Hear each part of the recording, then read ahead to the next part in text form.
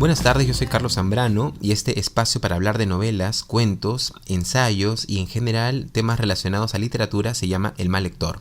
Antes de empezar este capítulo sobre el cuento El Hogar del Soldado de Ernest Hemingway, quisiera comentarles que este espacio tiene una página de Facebook y también un canal de YouTube al que pueden suscribirse si les interesan los contenidos que voy colocando. Encuentran ambas como El Mal Lector. También, si tienen sugerencias o desean ofrecer su punto de vista, son bienvenidos. Me escriben al correo electrónico elmallector@gmail.com con 2L. Yo estaré atento a sus impresiones sobre este espacio.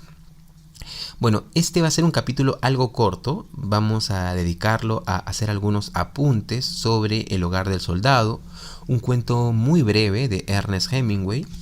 También lo encuentran en algunas traducciones como El Regreso del Soldado. En todo caso, el título original, el título en inglés es Soldier's Home. Un cuento que tengo la impresión no es tan mencionado a nivel de producción breve de Hemingway, ¿no?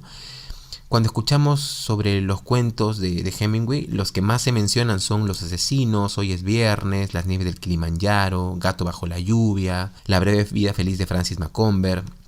Claro, estos cuentos sin duda son imprescindibles, ¿no? Porque retratan todos los elementos que caracterizan la voz de Hemingway, ¿no? La frase corta, la descripción austera, el significado fundamental que está velado, que está oculto, ¿no? Tras una capa, ¿no? de cotidianidad, podríamos decir.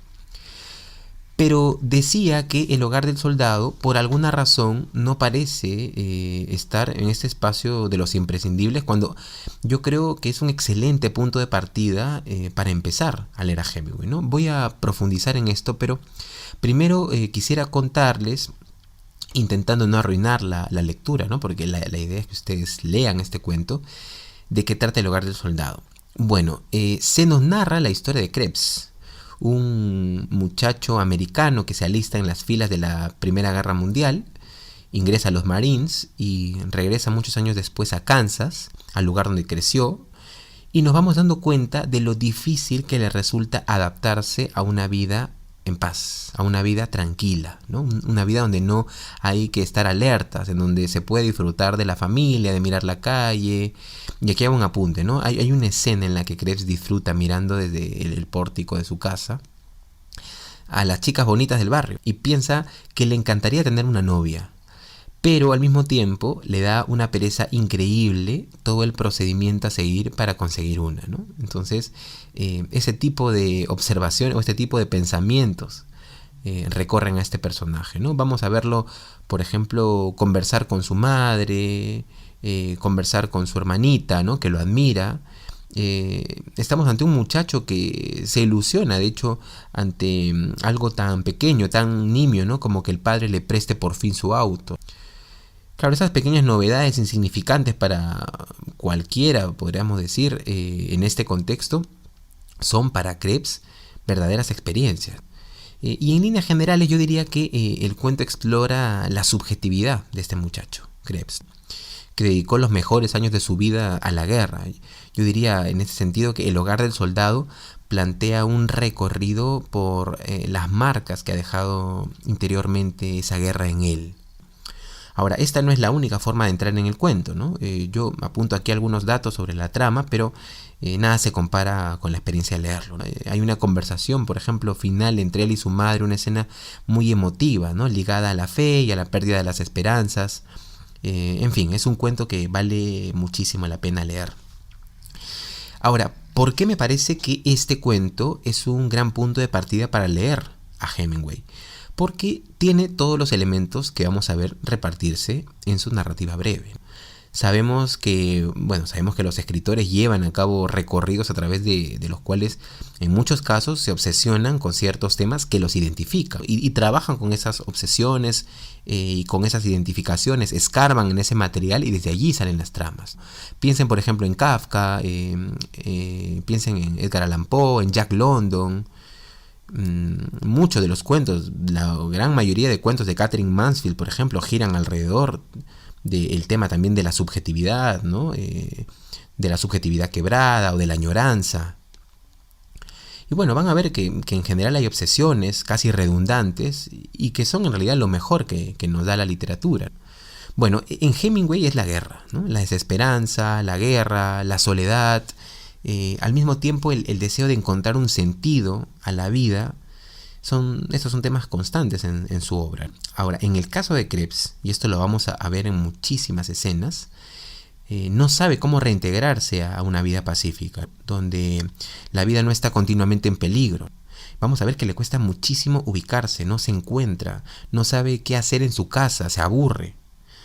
Entonces estamos ante la búsqueda de recuperar ciertos espacios, ¿no? Una búsqueda lenta desde el cansancio, desde el desánimo inclusive, ¿no? Ahora, todo esto no nos lo dice el narrador. O sea, no es que el narrador nos comenta que Krebs se sentía solo o se sentía frustrado o confundido, sino que lo vemos.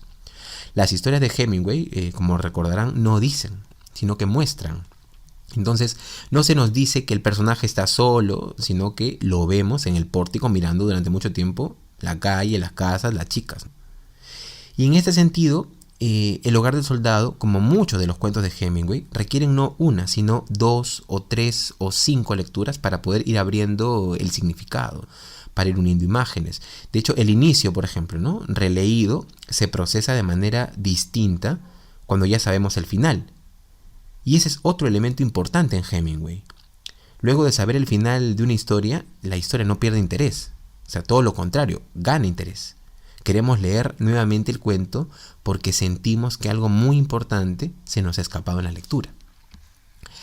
Hay grandes personajes en este cuento, ¿no? Los personajes de la madre, por ejemplo, o el personaje de la hermanita, ¿no? En muy pocos diálogos podemos realmente conocerlos.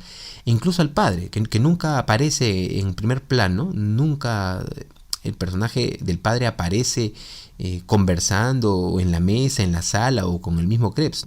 Solo se nos ofrecen algunas alusiones. La madre le dice a Krebs cosas que su padre ha dicho.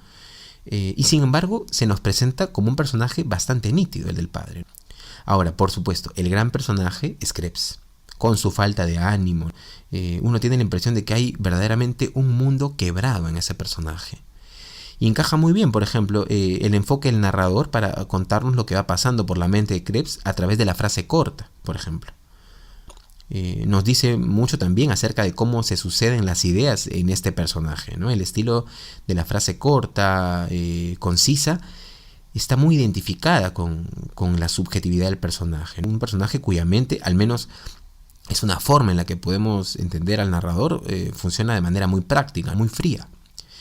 Yo quisiera reiterar lo de las imágenes, ¿no? Porque el cuento tiene imágenes de gran profundidad, como por ejemplo cuando Krebs mira en su casa los libros sobre la Primera Guerra Mundial. Esa escena es muy buena, ¿no? Y le encantan los mapas. De hecho, se nos cuenta que le habría gustado leer libros con más mapas de una guerra donde él mismo participó. O también hay otra escena en la que conversa con su hermanita, y su hermanita le dice algo que a él lo hace reír muchísimo. Ya ustedes podrán leer de qué se trata. O también estaba pensando, por ejemplo, en la escena final con la madre, que nos recuerda mucho a una escena en Dostoyevsky. Ustedes recordarán en Crimen y Castigo la escena en la que Raskolnikov y Sonia comparten la lectura de la Biblia. Bueno, una escena de matices similares aparece en este gran cuento de Hemingway. Bueno, por último quisiera decir algo que me llama mucho la atención, y es que al personaje se le llama Krebs. Así lo llama el narrador, Krebs, pero en el cuento ustedes van a darse cuenta de que no es ese su nombre. En realidad, en su casa lo llaman de otra forma, lo llaman Harold. Ahora, ¿por qué el narrador lo llama así, Krebs? Yo creo que la respuesta es muy dolorosa y al mismo tiempo esconde esa respuesta el núcleo del cuento. Pero más que abundar en esta idea, yo creo que sería interesante que también revisen el cuento desde ese ángulo y seguramente encontrarán algo interesante. Muy bien, El hogar del soldado entonces, de Ernest Hemingway, una lectura muy recomendable, un cuento que debería estar dentro del canon de este escritor americano, este gran autor americano ganador del Nobel de Literatura en 1954. Al principio mencioné algunos cuentos muy recomendables también, yo los invito a revisarlos. No sé si mencioné El médico y su mujer, que es otro cuento, ¿no? Muy recomendable también de Hemingway. Bueno, sin duda es un imprescindible, no pierdan la oportunidad de leerlo. Y bueno, hasta aquí mi comentario sobre El hogar del soldado. Muchas gracias por escucharme y será hasta una próxima oportunidad. Si te gustaría escuchar más capítulos como este, búscame en Spotify, YouTube y Facebook como El Mal Lector. También puedes escribirme a elmallector@gmail.com si tienes alguna sugerencia o punto de vista. Siempre será bienvenido. Yo soy Carlos Zambrano y esto fue El Mal Lector.